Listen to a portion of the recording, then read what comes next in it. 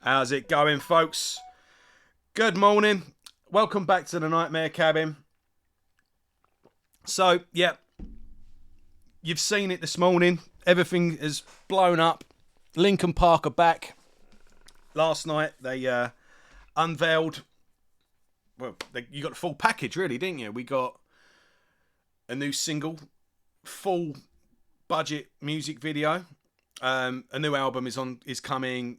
A short tour,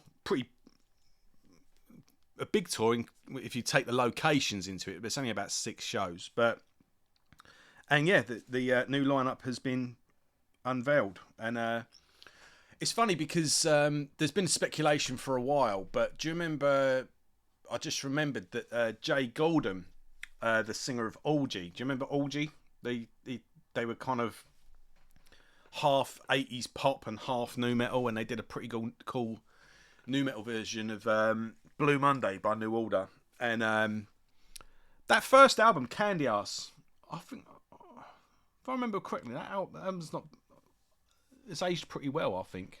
Now I'm thinking of it. Anyway, he said on a podcast that Linkin Park were going to relaunch with a female singer, and I think he got his wrist slapped for that. So, but yeah, we'll go into the details in a minute. But I was going to comment last night, because last night I recorded a video, and while I was uploading it, I saw the stream. And you've had this big long countdown, and then it was the count up, and it was a big anticlimax. And I think people were losing interest. I certainly lost interest. I wasn't that bothered.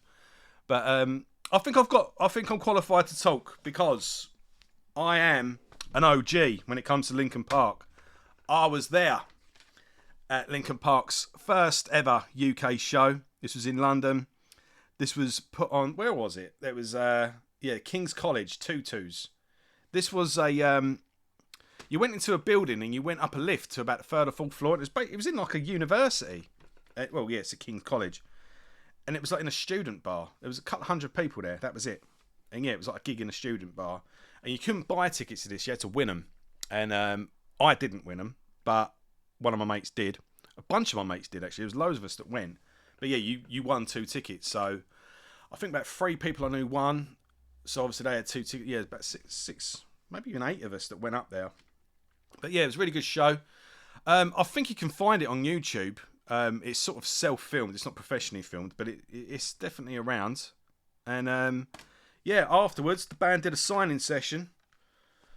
And I got my CD at the time signed, and I met Mr. Chester Bennington and Mike Shinoda.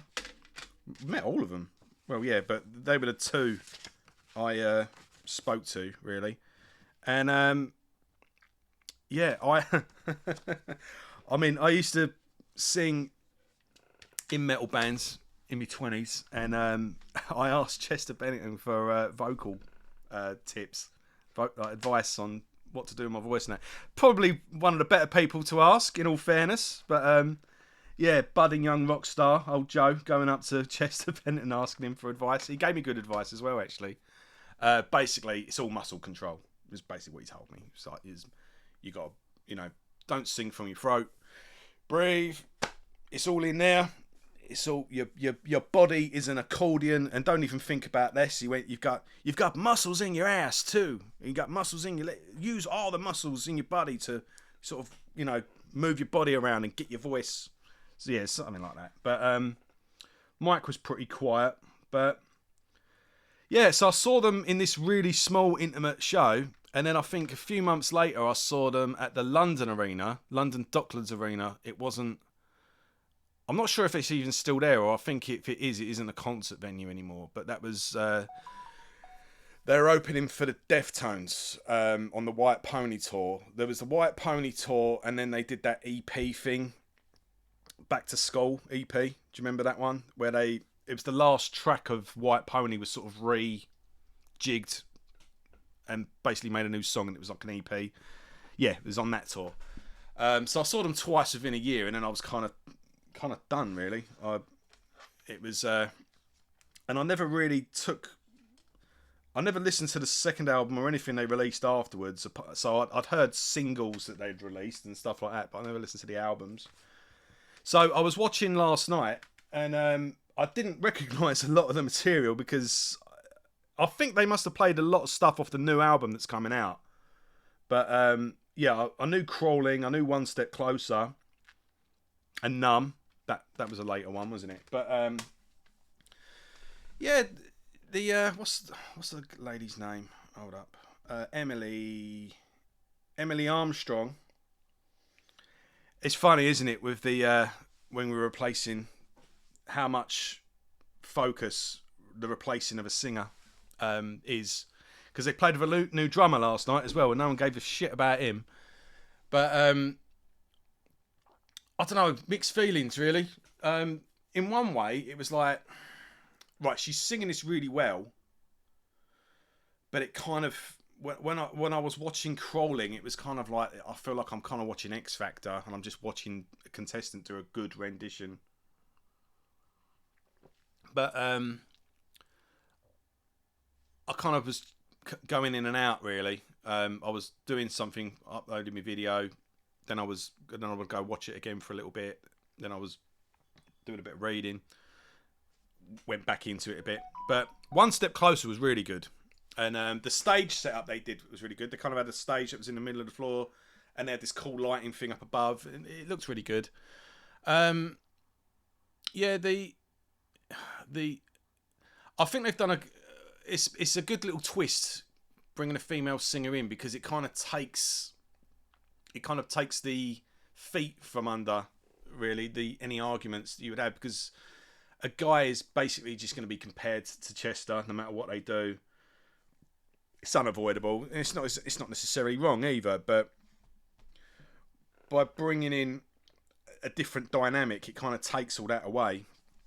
And yeah, I think it's a fairly clever move. What they're doing is either going to sink or it's going to. I think there's different ways of looking at it. Really, the proof's going to be in the pudding with this new album. Now, I've just done a quick read on Blabbermouth, and it seems like they did start coming together and writing music again. Because look, the guys are in their 30s or 40s now. They're probably in their 40s by now, but 30s at the time maybe. And their careers are over, you know, like they're all a member of a family dying.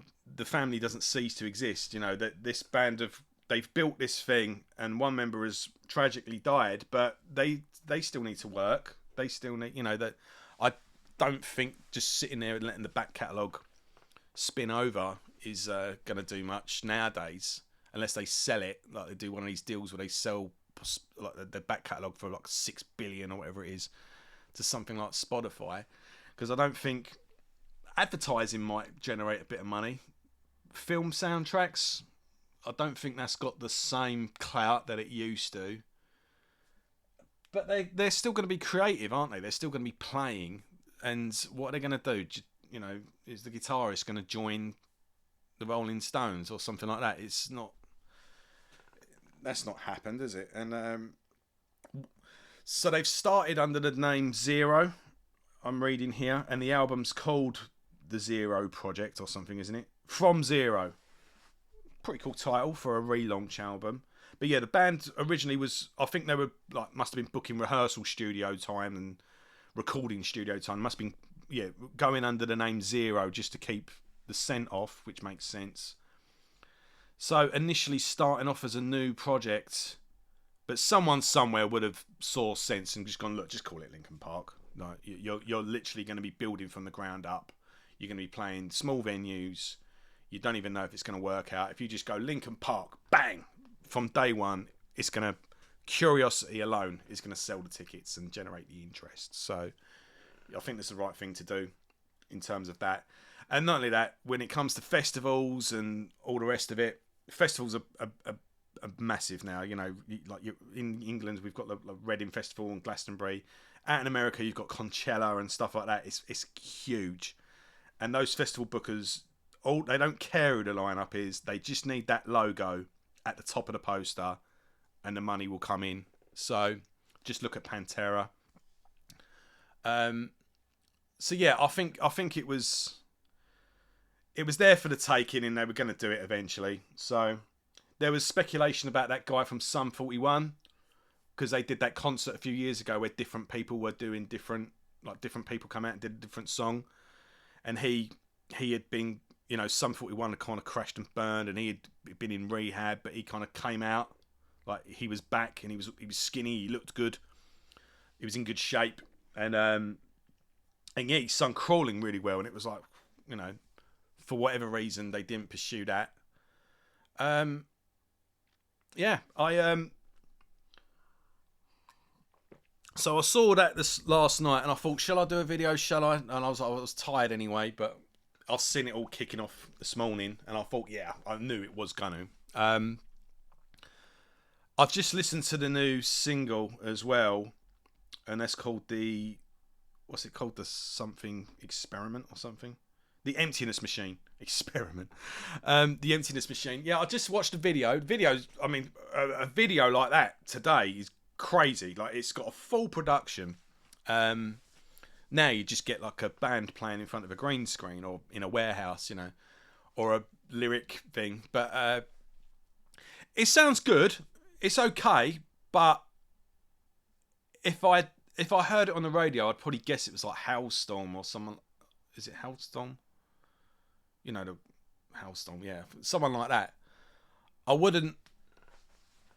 It sounds like something that would be, it would go down pretty well on Planet Rock. It doesn't sound any better or worse than anything that you would hear on Planet Rock, but I don't think I would have heard it not knowing what it was and gone, oh, this sounds like Linkin Park. There is that to it. It sounds like a generally cool, radio-friendly rock song, but yeah, I wouldn't have gone, this sounds like Linkin Park, but that's not to say it's bad, it just doesn't fit, but that's the advantage they've got because they're doing a whole new project. It's a relaunch, isn't it? So that can work one way or the other. I guess the proof is in the pudding. It's going to be in the pudding when the album comes out and how well these shows are received. I mean, the fact that they've been gone for, 7 years now?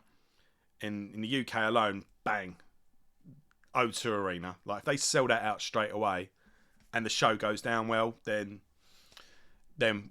we're rocking, aren't we? But yeah, this is the new singer thing. It either sinks a band or it either makes a band or breaks a band, and Iron Maiden's a perfect example of both of those cases. I think like the real sort of ones that go down as a bad idea was Blaze Bayley and Iron Maiden, although I have defended the Blaze Bayley era of Iron Maiden in depth. You can go watch Maiden Cast for that.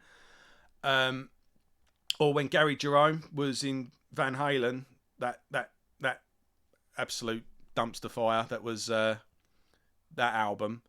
However, it's been said by Michael Anthony, Van Halen's bass player, that album was already recorded when he came in. It's like that album was going to be an unfocused mess, no matter who sung on it. What we should have done was toured first and got in the rhythm of it, and that's probably what Iron Maiden should have done with with Blaze Bayley. So I'm thinking this with Linkin Park. It's like maybe they should have come out and toured with Emily, then released an album. They've started from ground zero, hence the title, and recorded a new album, and they would have had a chemistry with her to write these new songs. But how does this new album fit, which is practically a new project, fit with an established catalogue?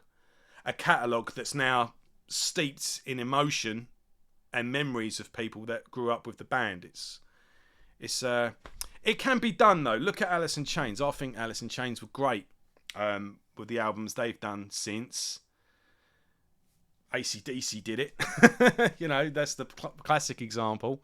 Although you could say AC/DC just hit the ground running though. That they recorded Back in Black 6 weeks after Bon Scott had died. But I don't know. We'll see. It can be done. I will say this. I'll conclude with this.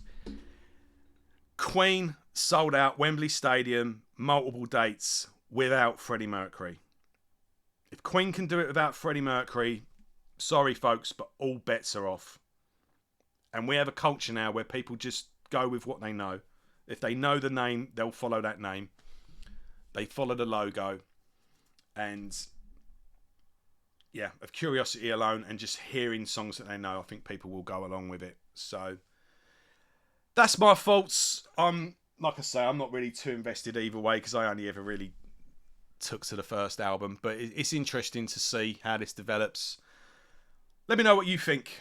Let me know in the comments. What did you see the show? What did you think? What did you think of the new material? Are you going to go see the show? Are you going to get tickets?